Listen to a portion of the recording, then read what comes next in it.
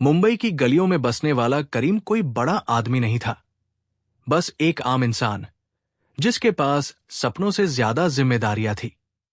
उसका बचपन गरीबी की धूल में गुजरा।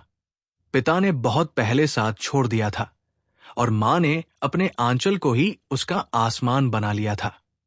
सुबह सुबह वो चाय की थड़ी लगाता, फिर शाम को गारमेंट फैक्ट्री में मजदूरी करता। जिंदगी मुश्किल थी, लेकिन दिल में एक सुकून था, क्योंकि उसे लगता था कि ईमानदारी ही सबसे बड़ी दौलत है। फिर उसकी जिंदगी में एक दिन नेहा आई, फैक्ट्री में नई अकाउंटेंट। उसकी हंसी में कुछ ऐसा था जो करीम के थके दिल में नई जान भर देता था। नेहा का स्वभाव सीधा था, पर उसकी आंखों में हमेशा कोई गहरा दर्द छिपा रहता था। धीरे धीरे दोनों के बीच बातें बढ़ी, हंसी मजाक हुआ और एक दिन वो दोस्ती प्यार में बदल गई। करीम को लगता था कि उसने अपनी दुनिया पाली है, अब उसकी जिंदगी की हर मुश्किल खत्म हो जाएगी। मगर शायद किस्मत किसी की खुशी देख नहीं पाती।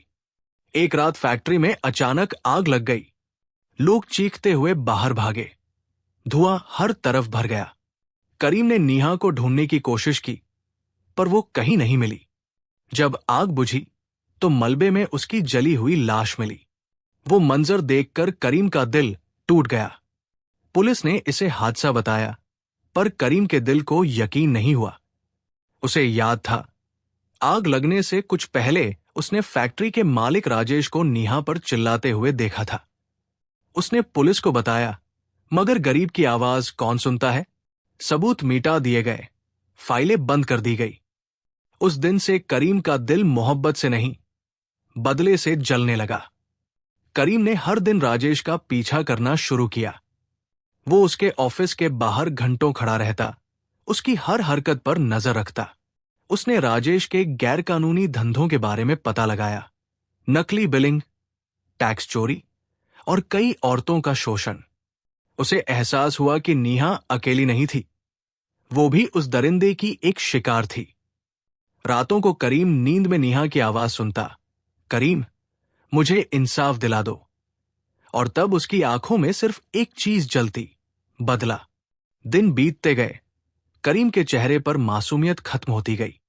उसने सबूत जुटाने की कोशिश की, मगर राजेश के पैसे सब पर भारी थे। पुलिस, वकील, मीडिया सब बिक चुके थे। करीम अब टूट चुका था, मगर हार नहीं मानी। उसने अपने पुराने दोस्त फिरोज से पिस्टल ली और एक दिन बारिश की रात में राजेश के बंगले की ओर चला गया। बिजली चमक रही थी, सड़कों पर पानी भरा था और उसके पैरों से चप्पल निकल चुकी थी, मगर उसके कदम नहीं रुके। बंगले में म्यूजिक बज रहा था, अंदर शराब और हंसी की महफिल थी। राजेश अपने दोस्तों के साथ बैठा जश्न मना रहा था। दरवाजा खुला और करीम अंदर आया, गीला, ठंडा, लेकिन आंखों में आग लिए हुए। राजेश चौंका, अरे तुम यहां क्या कर रहे हो? करीम की आवाज फटी हुई थी, तूने मेरी नेहा को मारा। राजेश हंस पड़ा, शराब का ग्लास उठाया, वो तो बस एक लड़की थी और तू एक नौकर है। करीम ने बंदूक निकाली, आज नौकर नहीं, एक प्रेमी खड़ा है तेरे सामने। राजेश उठने लगा, मगर देर हो चुकी थी। कमरे में एक गोली की आवाज गूंजी। राजेश गिर पड़ा और शराब का ग्लास टूटकर फर्श पर बिखर गया। उसके दोस्तों की चीखें उठीं, पर करीम वही खड़ा रहा, जैसे पत्थर बन गया हो।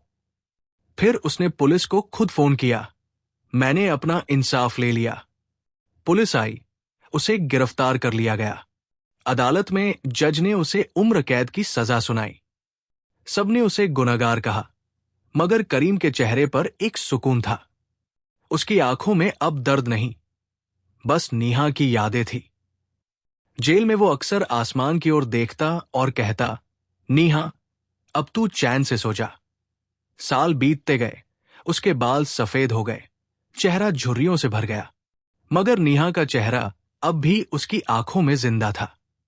एक दिन जेल में मूसलाधार बारिश हुई, वही बारिश जिसने कभी उनकी पहली मुलाकात का गवाह बना था। करीम अपनी कोठरी की खिड़की से आसमान की ओर देख रहा था। बिजली चमक रही थी और दूर कहीं मंदिर की घंटियां बज रही थी। उसने अपनी पुरानी कमीज की जेब से नेहा की तस्वीर निकाली, जो अब धुंधली हो चुकी थी। उसने उसे सीने से लगाया और कहा, नेहा, आज फिर बारिश हो रही है, क्या तू मुझे देख रही है? आंसू उसके गालों पर बह निकले और उसने धीरे से आंखें बंद कर ली। अगले दिन सुबह जब जेलर आया तो करीम अपनी चारपाई पर शांत लेटा था।